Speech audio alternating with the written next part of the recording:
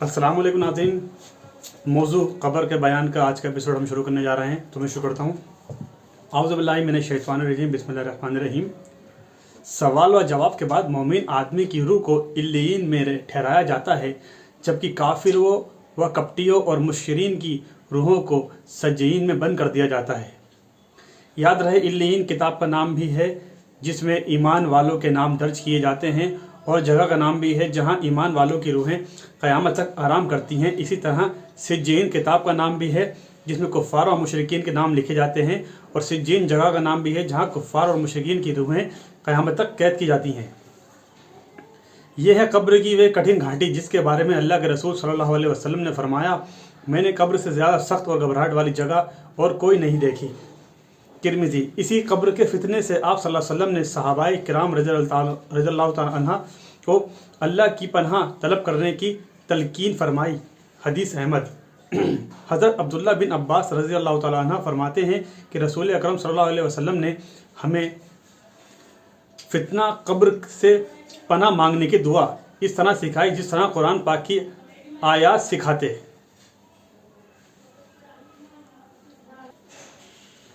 हदीस नसाई। एक बार खुतबा इरशाद फरमाते हुए आप सल्लल्लाहु अलैहि वसल्लम ने सहाबा किराम रज़ियल्लाहु तआला अन्हु को ख़बरदार फरमाया, तुम लोग कब्रों में फितना दज्जाल की तरह आजमाए जाओगे। हदीस नसाई।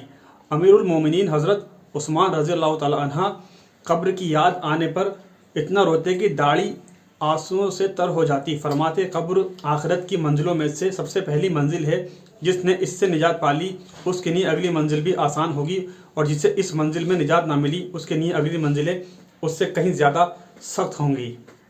हज़रत उमर रज़ियल्लाहु तआला अन्हु कब्र और आखिरत को याद करके इतना रोते कि चेहरे पर 2 स्याह लकीरें पड़ गई थीं। हदीस बहगी। हज़रत अबू ज़र ग़िफ़ारी रज़ियल्लाहु तआला अन्हु ने मौत और बरज़ख के बारे में रसूल अकरम सल्लल्लाहु अलैहि वसल्लम का खुतबा सुना तो ख्वाहिश करने लगे, काश में एक पेड़ होता जिसे काट दिया जाता। हदीस इब्ने माजा। हज़रत अबू हुरैरा रज़ियल्लाहु तआला अन्हु की मौत का समय करीब आया तो रोने लगे। लोगों ने पूछा, अबू हुरैरा रज़ियल्लाहु तआला अन्हु, क्या दुनिया छोड़ने की वजह से रो रहे हो? फरमाने लगे, नहीं, बल्कि तवील लंबे सफ़र और कलील थोड़े ज़्यादा सफ़र की वजह से रो रहा हूँ। मैंने ऐसे टीले पर शाम की है जिससे आगे जन्नत है या जहन्नम, और मुझे मालूम नहीं मेरी मंजिल कौन सी है। किताबु जुहद।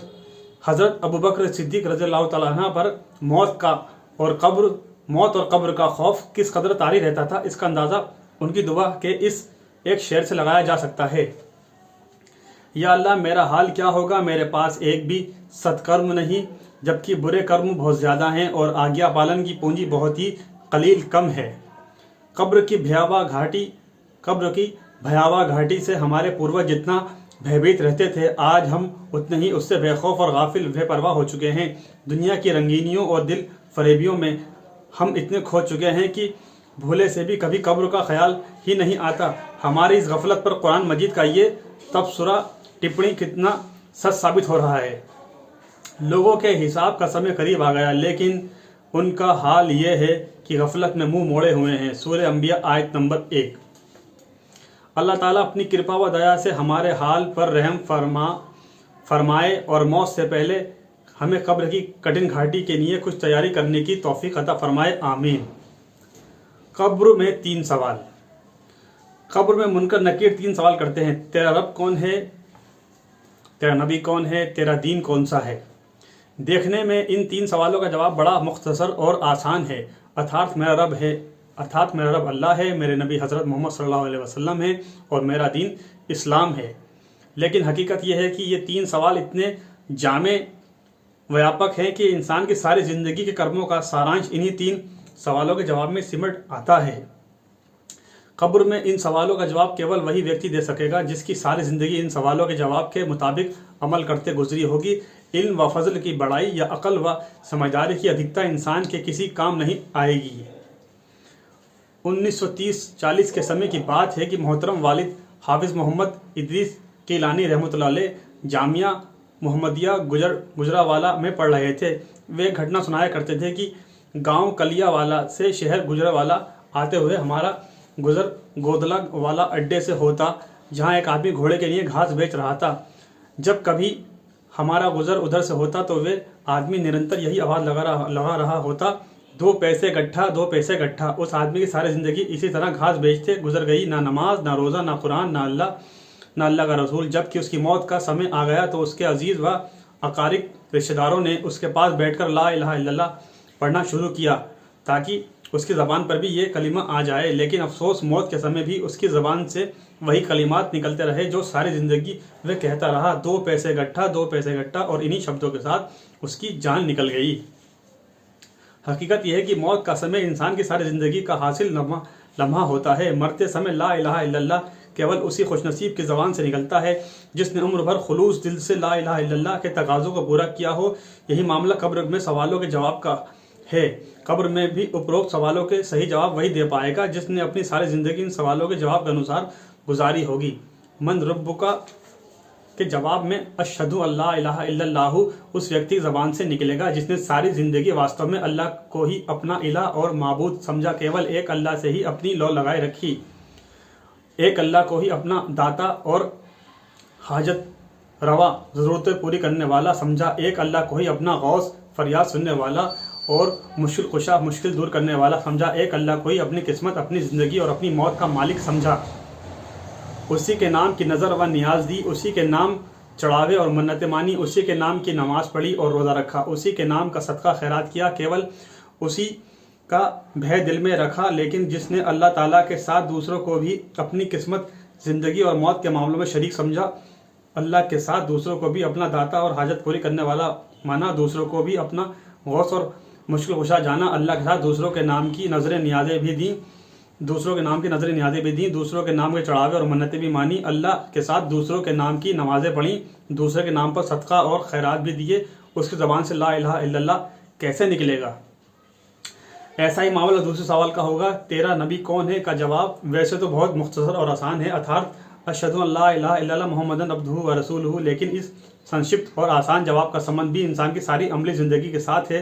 जिस व्यक्ति ने नमाज, रोज़ा, सदका व खैरात से लेकर उठने बैठने, सोने जागने और खाने पीने तक, व्यापारिक लेन देन से लेकर शादी ब्याह और मरने जीने तक सारे मामलों में केवल रसूल अकरम सल्लल्लाहु अलैहि वसल्लम के तरीके की पैरवी और इत्तिबा की होगी, उन्हें ही अपना रहनुमा और अपना रहबर माना होगा, उन्हें ही अपना इमाम और पेशवा माना होगा, उन्हीं की ज़ात को उसवा और नमूना बनाया होगा और उन्हीं को अपने माँ बाप, अहल व अयाल और दूसरी तमाम शख्सियतों से बढ़कर महबूब जाना होगा।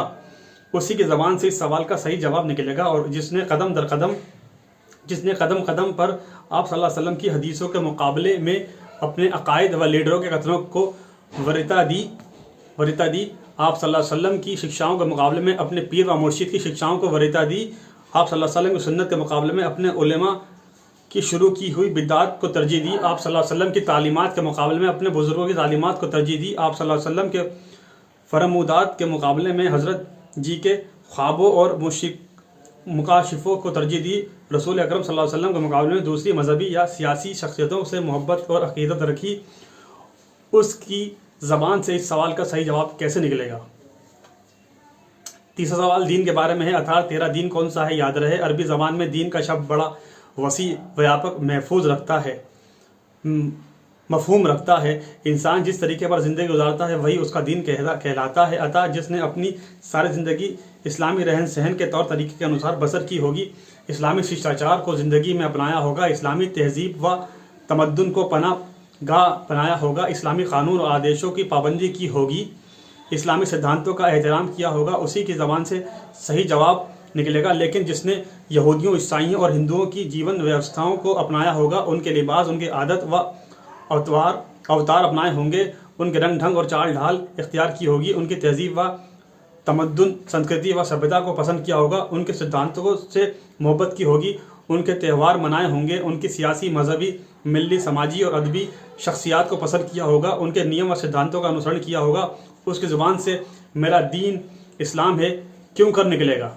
साथियों, आज के एपिसोड को हम यहीं रोकते हैं। इंशाल्लाह अगले एपिसोड में इसके आगे का लफ्ज़ी तर्जुमा बयान करेंगे। तब तक के लिए अपना ख्याल रखिए और मुझे दुआ में याद रखिए। अल्लाह ताला कहने सुनने से ज़्यादा अमल की तौफीक अता फरमाए और हमें ऐसे अमल करने की तौफीक अता फरमाए जिससे अल्लाह ताला हमें जन्नत नसीब फरमाए और हमें ख़बर के अज़ाब से बचाए। आगे के एपिसोड में आपसे मुलाकात करता हूँ, तब तक के लिए अस्सलामु अलैकुम वरहमतुल्लाहि वबरकातुहू।